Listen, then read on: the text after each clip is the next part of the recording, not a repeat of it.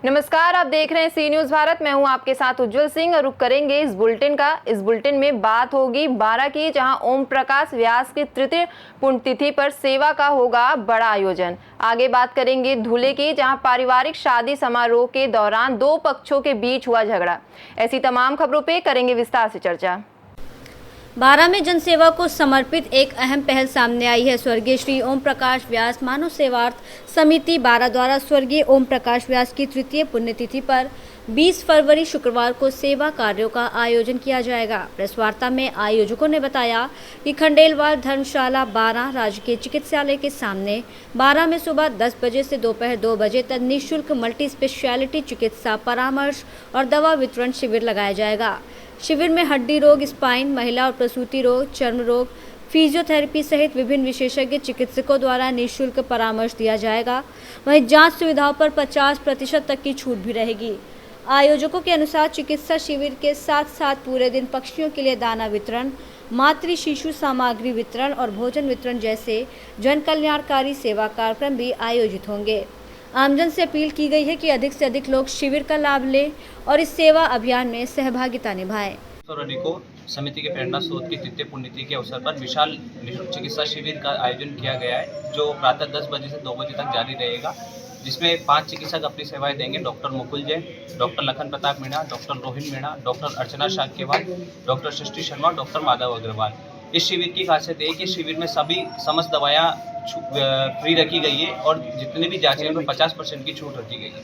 किस तरह का इलाज मिल सकेगा यहाँ पे, लग रहा है आपको?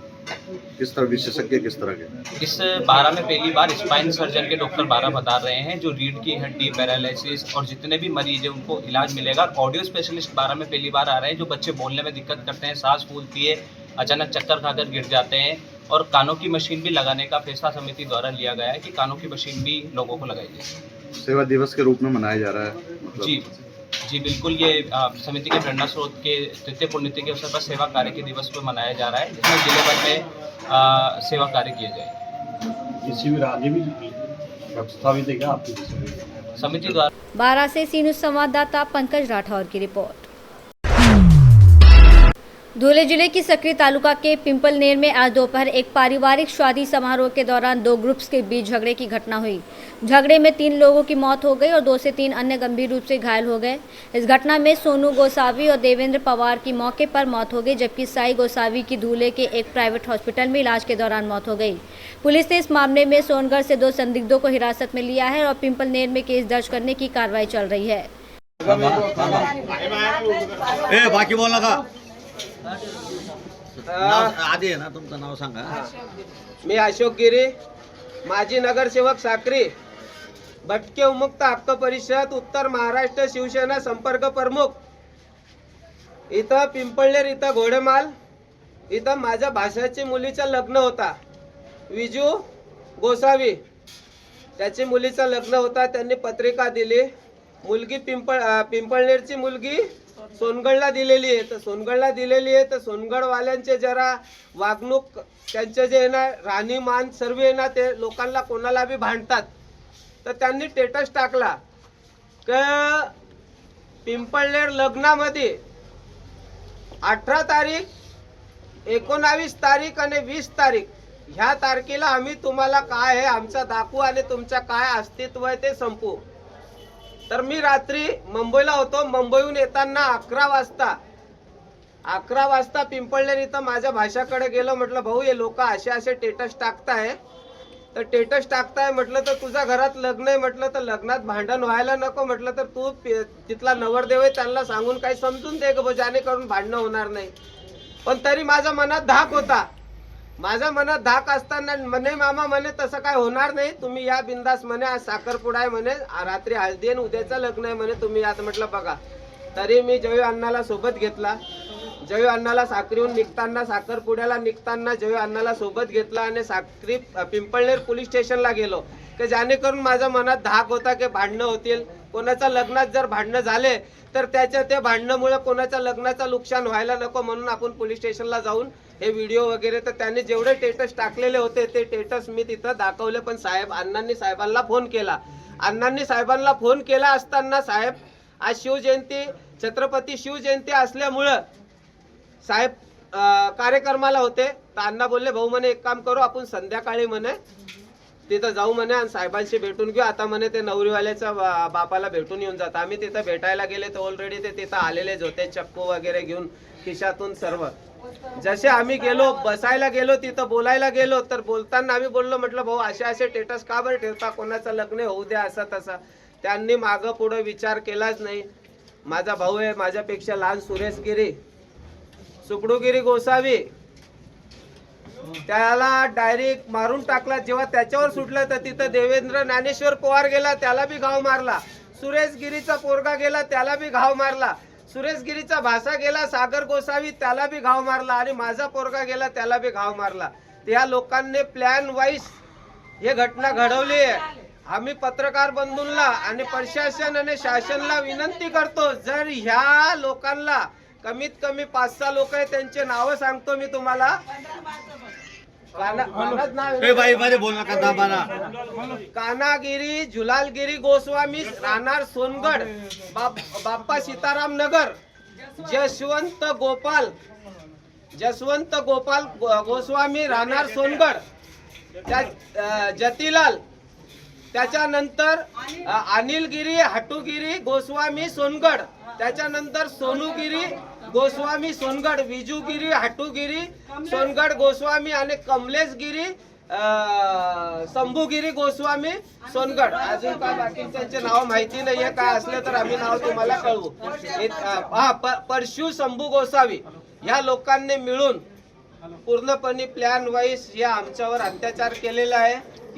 याच्यापूर्वी माझ्यावर बी सोनगड मध्ये एक वेळा कार्यक्रमात मला तिथून त्यांनी पळवलं आहे. पण मी एक सामान्य कार्यकर्ता असून मला समजतं म्हणून मी माझा निघून आलो. त्यांच्या काय नादी लागलो नाही. त्यांच्या हे कारण नेहमी त्यांच्या असतं. पण ते झालं. पण आज माझ्या पोरगासारखं माझ्या पोरग्याला मला खांद्याला खांदा लावून माझ्यासाठी रात पाटला गाडी सोबत चालणारा ज्ञानेश्वर देवेंद्र ज्ञानेश्वर पवार याचा काय संबंध नसताना त्या पोराचा बी डेट झाली आहे आणि माझा भाऊ सुरेश गिरी गोसावी याची डेट झाली आहे. नंतर क्या फाइट गया. धूले से सी न्यूज संवाददाता नीलेश परदेशी की रिपोर्ट। खबर कैमूर जिले के नुआव थाना से है, जहां पुलिस को एक बड़ी सफलता हाथ लगी है। पुलिस ने गुप्त सूचना के आधार पर छापेमारी कर भारी मात्रा में अवैध शराब के साथ एक व्यक्ति को गिरफ्तार किया है। जानकारी के अनुसार पुलिस ने घेराबंदी करके मोटरसाइकिल को रोका। तलाशी लेने पर वाहन से कुल 42.12 लीटर अवैध शराब बरामद की गई, जिसमें देसी और विदेशी दोनों तरह की शराब शामिल थी। पुलिस ने मौके से तस्कर को विधिवत गिरफ्तार कर लिया है, जिसकी पहचान मन्नू कुमार के रूप में हुई है। नुआव पुलिस ने बरामद शराब और तस्करी में उपयोग की जा रही मोटरसाइकिल को जब्त कर लिया है। पुलिस प्रशासन का कहना है कि आरोपी के खिलाफ संबंधित धाराओं के तहत मामला दर्ज कर आगे की कानूनी कार्रवाई की जा रही है। पुलिस अब ये पता लगाने की कोशिश कर रही है कि शराब की ये खेप कहां से लाई जा रही थी और इसे कहां सप्लाई किया जाना था। कैमूर से सी न्यूज संवाददाता नमो नारायण चतुर्वेदी की रिपोर्ट। उत्तर प्रदेश के मुरादाबाद जिले में रिश्तों और दोस्ती के बीच आपसी झगड़ा इतना बढ़ गया कि एक युवक ने अपने ही पूर्व सहकर्मी की बेरहमी से हत्या कर दी। घटना 10 जनवरी 2026 को हुई थी। पुलिस के अनुसार मृतक सुमित और आरोपी आकाश पहले RH इंटरनेशनल फैक्ट्री में साथ काम करते थे। घटना की रात करीब 7 बजे दोनों हनुमान मूर्ति चौराहे पर मिले। सुमित शराब के नशे में था और आकाश की मोटरसाइकिल पर पीछे बैठ गया। रास्ते में मोटरसाइकिल चलाते समय सुमित का संतुलन अचानक बिगड़ गया और दोनों गिरते गिरते बच गए। इस घटना को लेकर दोनों के बीच तीखी बहस और मारपीट हुई। गुस्से में आकर आकाश ने अपनी बाइक की डिग्गी में रखा स्टील ब्लेड निकालकर सुमित की गर्दन पर ताबड़तोड़ हमला कर दिया। सुमित की मौके पर मौत हो गई। पुलिस ने आरोपी आकाश को गिरफ्तार कर लिया है। आरोपी के पास से हत्या में इस्तेमाल स्टील ब्लेड और मृतक का मोबाइल फोन बरामद किया गया है। पुलिस ने बताया कि हत्या का मुख्य कारण बाइक पर बैठने और संतुलन बिगड़ने को लेकर हुई बहस थी। आरोपी के खिलाफ भारतीय दंड संहिता की संबंधित धाराओं के तहत मामला दर्ज कर कानूनी कार्रवाई शुरू कर दी गई है। दे दो अंकित आवाज मार दे। सर पीसी किस मामले में खर्च करने जा रहे हैं, क्या मामला? देखिए 11 जनवरी को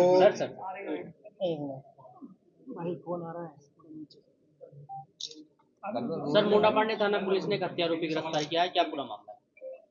देखिए 11 जनवरी को एसएचओ मुडा पांडे को सूचना मिली कि जो रामपुर और दिल्ली हाईवे है वहाँ पे एक निर्माणाधीन पुल के नीचे एक डेड बॉडी पड़ी हुई है, इसके गले के ऊपर धारदार हथियार से हमला किया हुआ प्रतीत होता है और उसी से उसकी डेथ हुई है। तत्काल एसएचओ और बाकी हम सभी अधिकारी मौके पर गए, वहाँ घटनास्थल का निरीक्षण किया गया और उसके बाद इसके पहचान के प्रयास किए गए। वो कुछ ही क्षणों में उसके बारे में जानकारी हुई। जो मृतक था उसका नाम सुमित बुरा था, जो मुडा पांडे का रहने वाला है। बेसिकली मुडा पांडे के पास एक गांव है गणेश घाट, ये वहाँ के निवासी थे लेकिन मुडा पांडे में रहते थे और 0 पॉइंट पे एक फैक्ट्री था उसमें काम करते थे। उसके बाद इस घटना के खुलासे के लिए हमारी टीम लगी। हम लोगों ने 3 टीम लगातार लगाई। चूँकि ये कंप्लीट एक ब्लाइंड मर्डर था तो काफ़ी इस पे काम किया गया। आसपास से जानकारी, परिवारजनों से पूछताछ, फिर फैक्ट्री जहाँ काम करते थे वहाँ पे डिफरेंट तरीके से पूछताछ, बहुत सारे फुटेज देखे गए, बहुत सारे प्रयास किए गए इस घटना इसके अनावरण के लिए, लेकिन बहुत परेशानी हो रही थी और बहुत सारी चीज़ें कहीं ना कहीं जाके एंड हो जा रही थी। बट फॉर्चुनेटली आज इस घटना का खुलासा हुआ है और सीओ हाईवे और प्लस एसएचओ मुडा पांडे की टीम ने ये एक सफलता प्राप्त की है और इसमें जो हत्या करने वाला हत्या आरोपी है जिसका नाम आकाश है, वो भी मुडा पांडे कस्बे का ही रहने वाला है, उसको गिरफ्तार किया गया है और उसे जब सघनता से पूछताछ की गई थी उसके बारे में कुछ ऐसे एविडेंस मिले थे। इस एविडेंस के आधार पर हम लोगों ने उसको लाकर पूछताछ की और सस्टेंड इंटरोगेशन हुआ तो उसने घटना को कबूल किया। बेसिकली 10 तारीख को, यानी घटना की जो सूचना हम लोग को मॉर्निंग में मिली थी उसकी रात में 10 तारीख को ये जो हत्या आरोपी है उस मृतक को अपनी गाड़ी पर बैठाकर हनुमान मूर्ति की तरफ से ले आया था और फिर बीच में इन लोगों के बीच में कोई बात हो गई थी, उसको लेकर के आगे जहाँ पे डेड बॉडी मिली थी उस जगह पे लेके आया और दोनों में झगड़ा हुआ और उसके बाद मारपीट हुई और मारपीट के बाद इसने जो स्टील का ब्लेड अपने पास रखा हुआ था, चूँकि जो हत्यारोपी है इसका नाम आकाश है, ये भी एक फैक्ट्री में काम करता है, इसके पास एक स्टील का ब्लेड था। उस स्टील के ब्लेड से उसने उसके गर्दन पे वार कर दिया और उसके बाद उसको वहाँ पे घायल अवस्था में छोड़ के भाग गया वहाँ से। और ये बाइक उसी की थी जिस बाइक पे उसको लेकर के जा रहा था। ये दोनों एक दूसरे को जानते थे, मृतक और जो हत्यारोपी है दोनों एक दूसरे को जानते थे, आसपास में घर भी है। और उसके बाद तभी ये हनुमान मूर्ति से उसको बैठा करके अपने पास ले जा रहा था। हम लोगों ने इसको पकड़ने के बाद जो मृतक का मोबाइल था वो इसके पोजीशन से हम लोगों ने बरामद किया, इसकी निशानदेही पे बरामदगी हुई है। जो स्टील ब्लेड इसने फेंक दिया था घटना करने के बाद उसको भी हम लोगों ने रिकवर किया है। जो कपड़ा इसने उस घटना के दिन पहना हुआ था उसको भी रिकवर हुआ है। उस पर बहुत सारे ऐसे एविडेंसेस हैं जो सजेस्ट करते हैं कि इसके द्वारा घटना की गई। और जो जिस बाइक पे उसको लेके मृतक को लेके जा रहा था और जिसके द्वारा जिसको यूज करके इसने घटना करी है उसको भी हम लोगों ने रिकवर किया। मुरादाबाद से सी न्यूज़ संवाददाता जाबिर की रिपोर्ट।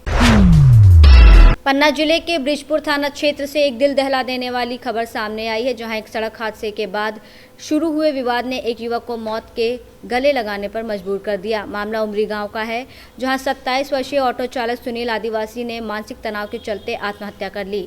जानकारी के मुताबिक 18 फरवरी को सुनील पहाड़ी खेड़ा से सावनिया लेकर लौट रहा था, तभी एक बाइक ने उसके ऑटो को टक्कर मार दी। बाइक चालक विकास लोधी इस हादसे में घायल हो गया। परिजनों का संगीन आरोप है कि इस दुर्घटना के बाद विकास लोधी ने सुनील पर 2 लाख रुपए देने का दबाव बनाया और रकम ना देने पर जान से मारने की धमकी दी। धमकी और आर्थिक तंगी के बीच सुनील इतना टूट गया कि उसने आज तड़के अपने घर में फांसी लगाकर जीवन लीला समाप्त कर ली। परिजनों का यह भी कहना है कि बाइक चालक नशे में था और उसने जानबूझकर टक्कर मार दी थी।